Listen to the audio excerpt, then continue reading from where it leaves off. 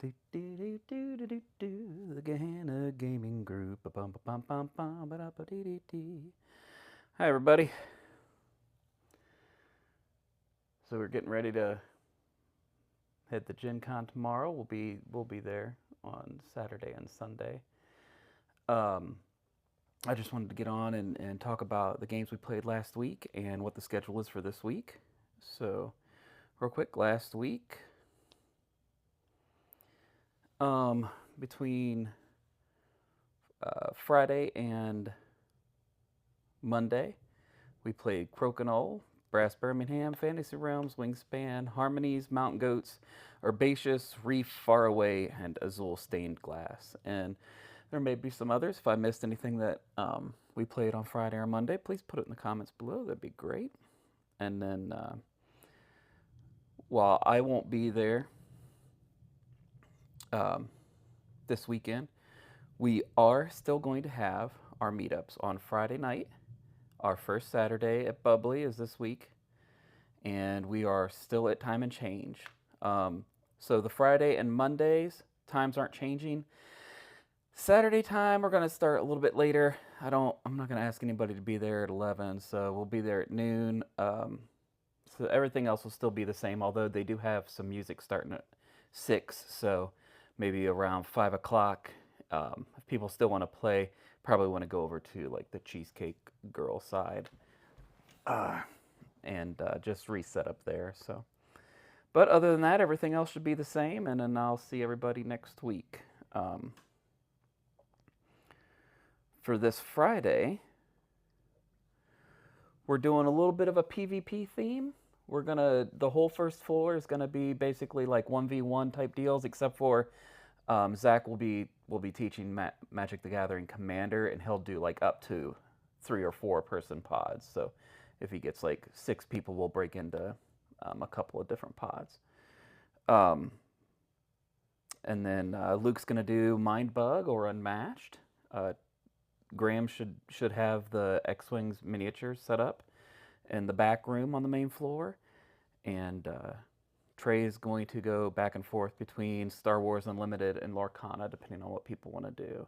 And then upstairs, we'll still have the board games as usual. I know Paul for sure is teaching Concordia. Other than that, I'm not sure. I think Andrea Dean had mentioned doing a game. I'm not quite sure, but we'll see. Uh, and then there could just be some pickup games up there. So there should be 3 rooms going up there of just board games. Um,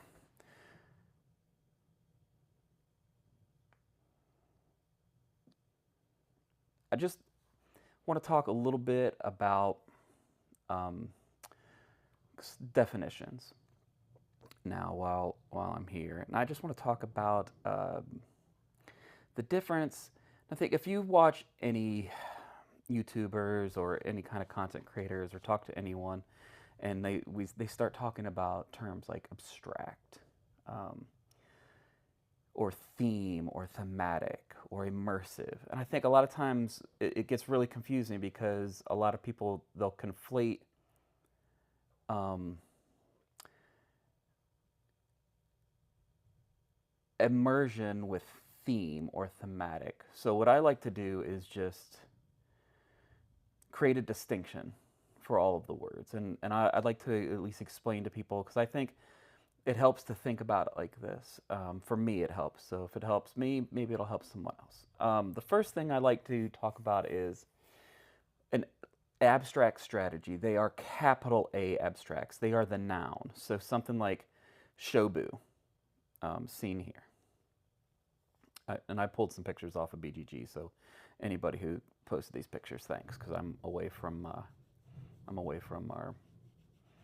game library, and I wouldn't be able to take pictures. So this is Shobu. So the designers, the developers, everybody who was involved in this game, they were going to make a game that had no theme. They weren't trying to get the players immersed or to be, playing by proxy. They weren't trying to do that at all. It was just completely themeless. This person some stones, this person some stones, knock the other person's stones off the board. There was never a theme involved here. So this game is literally an abstract game. Okay.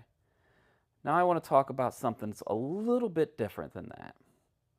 Most people consider chess to be abstract and themeless. However, here's where my distinction happens. There is a theme in chess.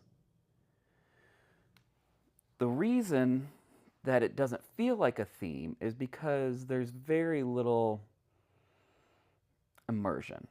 I don't think, I might be wrong, but I don't think when anyone's playing chess, they really feel like they're on a battlefield and, you know, they are pawns and knights and bishops. Why are, and kings and queens, why are all these people on a battlefield? You see, it just doesn't even make sense. So it lacks any kind of immersive qualities. At no point am I living vicariously through the gaming components and feeling like the mechanisms and the mechanics of the game are like I'm doing whatever that theme is. At no point. So the main difference between theme and immersion is that if a designer or a developer, whoever's in charge, wraps a theme around a game, no matter how abstract lowercase a it is, it's still a thematic game. It still has a theme. Okay? It's just not immersive at all. So on one side of the continuum, I would have immersion. On the other side of the continuum, I would have abstract. And all games fall somewhere in between. Like one of the tenets of like Eurogaming is that it wasn't very immersive, so it would be closer to the abstract. One of the tenets of Ameritrash or Amerithrash would be it is more immersive, so it's over here.